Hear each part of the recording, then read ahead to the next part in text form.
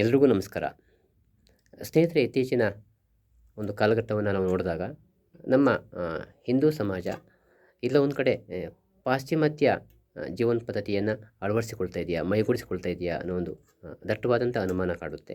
ಯಾಕೆ ನಾನು ಇವತ್ತು ಈ ಮಾತನ್ನು ಹೇಳ್ತಾ ಇದ್ದೀನಿ ಅಂದರೆ, ನಮ್ಮ ಇವತ್ತಿನ ಒಂದು ಜನ್ರೇಷನ್ ಏನಿದೆ, ಇವತ್ತಿನ ಯುವಜನತೆ, ಇವತ್ತಿನ ಯುವತಿಯರಾಗಿರ್ಬೋದು, ಇವತ್ತಿನ ಪುಟ್ಟ ಮಕ್ಕಳು ಪಾಶ್ಚಿಮಾತ್ಯ ಜೀವನ ಶೈಲಿಗೆ, ಅವರ ಒಂದು ಆಹಾರ ಪದ್ಧತಿಗೆ, ಅವರ ಒಂದು ಉಡುಗೆ ತೊಡುಗೆಗಳಿಗೆ, ಅವರ ಒಂದು ವ್ಯಾಮೋಹಕ್ಕೆ ಒಳಗಾಗ್ತಾ ಇದೆಯಾ ಅನ್ನೋ ಒಂದು ಅನುಮಾನ ಇದೆ.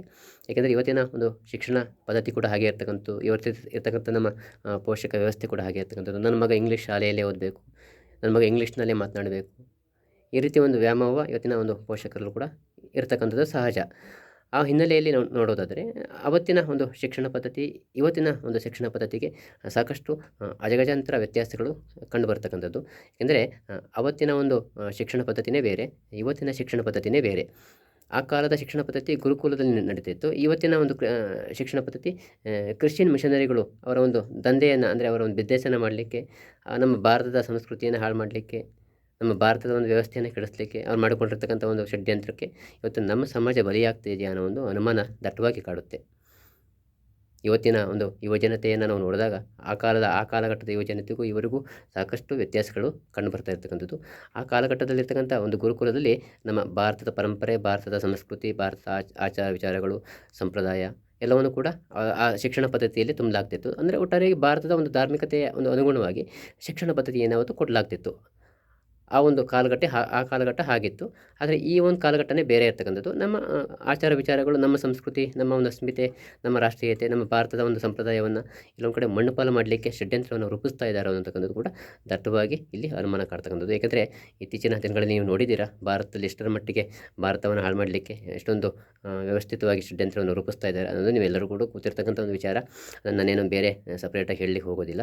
ಯಾಕೆ ಇವತ್ತು ಈ ಒಂದು ಮಾತನ್ನು ಹೇಳಲಿಕ್ಕೆ ಬಯಸ್ತೀನಿ ಅಂದರೆ, ಆ ಕಾಲಘಟ್ಟದಲ್ಲಿ ಅಂದರೆ ಒಂದು 60-70 ವರ್ಷಗಳ ಹಿಂದೆ 5ನೇ ಕ್ಲಾಸ್ ಓದಿರ್ಬೋದು, 6ನೇ ಕ್ಲಾಸ್ ಓದಿರ್ಬೋದು, 7ನೇ ಕ್ಲಾಸ್ ಓದಿರ್ಬೋದು, 10ನೇ ಕ್ಲಾಸ್ ಓದಿರ್ಬೋದು, ಪ್ರತಿಯೊಬ್ಬರಿಗೂ ಕೂಡ ಮಹಾಭಾರತದ ಬಗ್ಗೆ ತಿಳುವಳಿಕೆ ಇತ್ತು, ರಾಮಾಯಣದ ಬಗ್ಗೆ ತಿಳುವಳಿಕೆ ಇತ್ತು, ಭಗವದ್ಗೀತೆ ಬಗ್ಗೆ ತಿಳುವಳಿಕೆ ಇತ್ತು, ಸಂಸ್ಕೃತದ ಬಗ್ಗೆ ಅರಿವಿತ್ತು.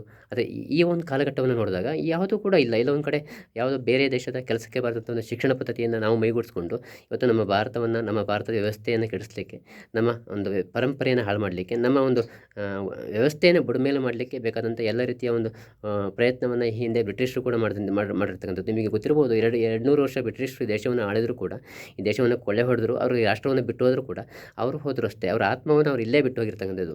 ಹಾಗಾಗಿ ಭಾರತದಲ್ಲಿರ್ತಕ್ಕಂಥ ಪ್ರತಿಯೊಬ್ಬ ಹಿಂದೂ ಸಮಾಜದಲ್ಲಿ ಹುಟ್ಟಿದಂಥವರು, ಭಾರತೀಯರು ಅನಿಸ್ಕೊಂಡಂಥವ್ರು ಕೂಡ ತಲೆಯಲ್ಲಿ ಇಟ್ಕೋಬೇಕಾಗುತ್ತೆ. ಇವತ್ತು ಭಾರತದಲ್ಲಿ ಬ್ರಿಟಿಷ್ ಇಲ್ಲ, ಹೋಗಿರ್ಬೋದು ಅವರು, ಆದರೆ ಅವರ ಆತ್ಮವನ್ನು ಅವರು ಇಲ್ಲೇ ಬಿಟ್ಟು ಹೋಗಿರ್ತಕ್ಕಂಥದ್ದು. ಆತ್ಮ ಯಾವತ್ತಪ್ಪ ಅಂದರೆ, ನಾನು ಸಾಕಷ್ಟು ಬಾರಿ ಮಾತನಾಡುವಾಗ ಹೇಳಿದ್ದೀನಿ, ಬೈಬಲನ್ನು ಭಾರತದಲ್ಲೇ ಬಿಟ್ಟು ಹೋಗಿರ್ತಕ್ಕಂಥದ್ದು. ನಿಮಗೆ ಗೊತ್ತಿದೆ ಅವರು ಏನೆಲ್ಲ ಒಂದು ಕುತಂತ್ರಗಳನ್ನು ಮಾಡಿ ಹೋದರು. ಆ ಒಂದು ಪರಿಸ್ಥಿತಿಗೆ ಇವತ್ತು ಅನುಗುಣವಾಗಿ ಒಂದು ಹೋರಾಟವನ್ನು ಮಾಡಿಕೊಂಡೇ ಬಂದಿರ್ತಕ್ಕಂಥದ್ದು.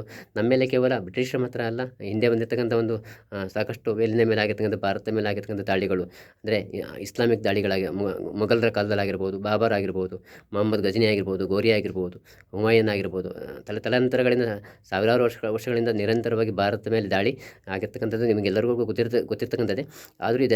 ಆದರೂ ಕೂಡ ಭಾರತದ ತನ್ನ ಒಂದು ಪರಂಪರೆಯನ್ನು, ತನ್ನ ಒಂದು ಅಸ್ಮಿತೆಯನ್ನು, ತನ್ನ ಒಂದು ರಾಷ್ಟ್ರೀಯತೆಯನ್ನು ಹಾಗೆ ಉಳಿಸ್ಕೊಂಡು ಬಂದಿರತಕ್ಕಂಥದ್ದು. ಯಾಕಪ್ಪ ಅಂದರೆ ಆ ಒಂದು ಕಾಲಘಟ್ಟದಲ್ಲಿ, ಅಂದರೆ ಗುರುಕುಲದ ಒಂದು ಕಾಲಘಟ್ಟದಲ್ಲಿ ನಮ್ಮ ವಿದ್ಯಾರ್ಥಿಗಳಿಗೆ ಕೊಡ್ತಾಯಿದ್ದಂಥ ಒಂದು ಶಿಕ್ಷಣ ಪದ್ಧತಿ, ಆ ಒಂದು ರಾಷ್ಟ್ರೀಯತೆಯ ವಿಚಾರಗಳು ಅವೆಲ್ಲವನ್ನು ಕೂಡ ಮೈಗೂಡಿಸ್ಕೊಂಡಂಥವರು ಒಂದು ಭಾರತದ ಒಂದು ವ್ಯವಸ್ಥೆಯನ್ನು ಅಂದಿನಿಂದ ಕಾಪಾಡ್ಕೊಂಡು ಬಂದಿರತಕ್ಕಂಥದ್ದು. ಆದರೆ ಈಗಿನ ಒಂದು ಪರಿಸ್ಥಿತಿ ನೋಡಿದಾಗ, ಈಗಿನ ಪರಿಸ್ಥಿತಿ ಇದಕ್ಕೆ ವಿಭಿನ್ನವಾಗಿ ಕಾಣ್ತಾ ಇರ್ತಕ್ಕಂಥದ್ದು.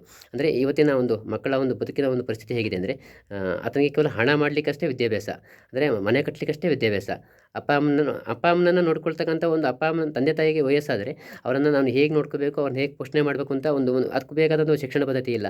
ಕೇವಲ ಹಣ ಗಳಿಸಲಿಕ್ಕಷ್ಟೇ ಒಂದು ಶಿಕ್ಷಣ ಪದ್ಧತಿಯನ್ನು ಇವತ್ತು ಭಾರತದಲ್ಲಿ ಹೇರಲಾಗ್ತಾ ಇರ್ತಕ್ಕಂಥದ್ದು ಎಷ್ಟು ಮಟ್ಟಿಗೆ ಸರಿ ಅಂತ ನಾನು ಕೇಳಲಿಕ್ಕೆ ಬಯಸ್ತೀನಿ. ಯಾಕೆಂದರೆ ಬೇರೆ ರಾಷ್ಟ್ರದ ಒಂದು ಶಿಕ್ಷಣ ವ್ಯವಸ್ಥೆಯನ್ನು ನಾವು ನೋಡಿದಾಗ, ಈಗ ಇಸ್ಲಾಮನ್ನೇ ತೆಗೆದುಕೊಳ್ಳೋಣ, ಇಸ್ಲಾಮಿಕ್ ಶಿಕ್ಷಣ ಪದ್ಧತಿನೇ ಬೇರೆ, ನಮ್ಮ ಭಾರತದ ಶಿಕ್ಷಣ ಪದ್ಧತಿನೇ ಬೇರೆ. ಇಸ್ಲಾಮಿಕ್ ಶಿಕ್ಷಣ ಪದ್ಧತಿ ಹೇಗಿದೆಯಪ್ಪ ಅಂದರೆ ಅವರು ಅವರ ಮಕ್ಕಳ ಒಂದು ಬದುಕಿಗೆ ಏನು ಬೇಕು, ಅವರ ಒಂದು ಮುಂದಿನ ಒಂದು ವ್ಯವಹಾರಗಳು ಅಂದರೆ ಅವರ ಇಸ್ಲಾಮಿಕ್ ವ್ಯವಹಾರಗಳಿಗೆ ಏನು ಬೇಕು, ಅವರ ವ್ಯವಹಾರಕ್ಕೆ ತಕ್ಕಂತೆ ಬೇಕಾದಂಥ ಒಂದು ಶಿಕ್ಷಣ ಪದ್ಧತಿಯನ್ನು ಅವರು ಸರ್ಕಾರಿ ಶಾಲೆಗಳಲ್ಲಿ ಕೊಡ್ತಕ್ಕಂಥ ಶಿಕ್ಷಣ ಪದ್ಧತಿಯನ್ನು ಕಲಿಸ್ತಾರೆ. ಅವರ ಧಾರ್ಮಿಕತೆಯ ವಿಚಾರಗಳನ್ನು ಕೂಡ ಅವರ ಮಕ್ಕಳಿಗೆ ಕಲಿಸ್ತಕ್ಕಂಥದ್ದು. ಆದರೆ ನಮ್ಮ ಶಿಕ್ಷಣ ಪದ್ಧತಿನೇ ಬೇರೆ ಇರ್ತಕ್ಕಂಥದ್ದು. ನಮ್ಮ ಶಿಕ್ಷಣ ಪದ್ಧತಿಗಳು ಕೇವಲ ಹಣ ಮಾಡಲಿಕ್ಕೆ ಮಾತ್ರ ಇರ್ತಕ್ಕಂಥದ್ದು. ಹಾಗಾಗಿ ಇವತ್ತು ಭಾರತದಲ್ಲಿ ಇಂಥ ಶಿಕ್ಷಣ ಪದ್ಧತಿಯನ್ನು ಕೊನೆಗಾಣಿಸ್ತಾ ಹೋದರೆ ನಾವು ಭಾರಿ ದೊಡ್ಡ ಮಟ್ಟದಲ್ಲಿ ಒಂದು ಬೆಲೆಯನ್ನು ಕಟ್ಟಬೇಕಾಗುತ್ತೆ. ಯಾಕೆಂದರೆ ನಾನು ಹಿಂದೆ ಹೇಳಿದಂತೆ ಬಹುತೇಕರಿಗೆ ಇವತ್ತು ಈ ಕಾಲಘಟ್ಟದಲ್ಲಿರ್ತಕ್ಕಂಥ ವಿದ್ಯಾರ್ಥಿಗಳಿಗೆ ಭಗವದ್ಗೀತೆ, ರಾಮಾಯಣ, ಮಹಾಭಾರತದ ಬಗ್ಗೆ ಅರಿವೇ ಇಲ್ಲ, ಶ್ಲೋಕಗಳ ಬಗ್ಗೆ ಅರಿವೇ ಇಲ್ಲ, ಸಂಸ್ಕೃತದ ಬಗ್ಗೆ ಅರಿವೇ ಇಲ್ಲ.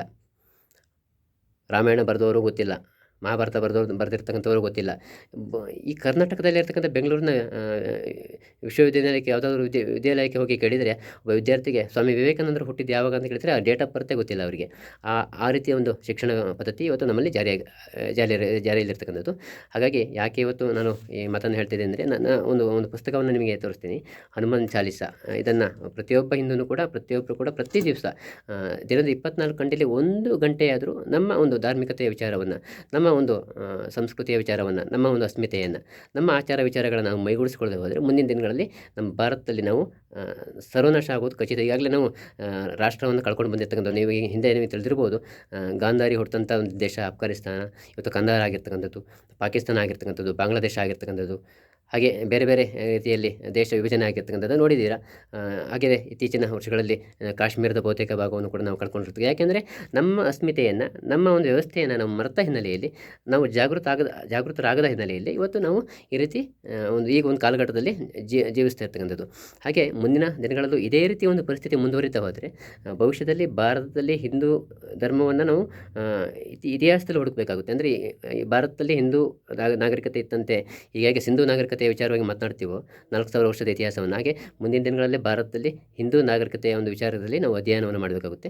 ಆ ಒಂದು ನಿಟ್ಟಿನಲ್ಲಿ ಮುಂದಿನ ದಿನಗಳಲ್ಲಿ ಅಂದರೆ ದಿನದಲ್ಲಿ ಒಂದು ದಿವಸದಲ್ಲಿ ಒಂದು ಹಾಳೆನಾದರೂ ಕೂಡ ಒಂದು ಸಣ್ಣ ಪ್ರಮಾಣದಲ್ಲಿ ಇವತ್ತು ಪ್ರತಿಯೊಂದು ಮಗುವಿಗೂ ಕೂಡ ಒಂದು ಹನುಮಾನ್ ಚಾಲೀಸ ಆಗಿರ್ಬೋದು, ಅಥವಾ ಭಗವದ್ಗೀತೆ ಆಗಿರ್ಬೋದು, ರಾಮಾಯಣ ಆಗಿರ್ಬೋದು, ಈ ಒಂದು ವಿಚಾರದಲ್ಲಿ ಒಂದು ಅರ್ಧ ಗಂಟೆ ಆದರೂ ಮಕ್ಕಳಿಗೆ ನೀವು ಕೂರಿಸ್ಕೊಟ್ಟು ಈ ಒಂದು ವಿಚಾರವನ್ನು ತಿಳಿಸ್ತೇ ಹೋದರೆ ಮುಂದಿನ ದಿನಗಳಲ್ಲಿ ನಾವು ಬರೀ ಬೆಲೆಯನ್ನು ಕಟ್ಟಬೇಕಾಗುತ್ತೆ ಅಂತ ಹೇಳ್ತಾ ನನ್ನ ಇವತ್ತಿನ ಈ ಪುಟ್ಟ ವಿಡಿಯೋ ಕಾರ್ಯಕ್ರಮವನ್ನು ನಾನು ಮುಗಿಸ್ತೀನಿ. ಮುಂದಿನ ಒಂದು ವಿಡಿಯೋ ಕಾರ್ಯಕ್ರಮದಲ್ಲಿ ಮತ್ತೆ ನಿಮ್ಮನ್ನು ಭೇಟಿ ಆಗ್ತೀನಿ.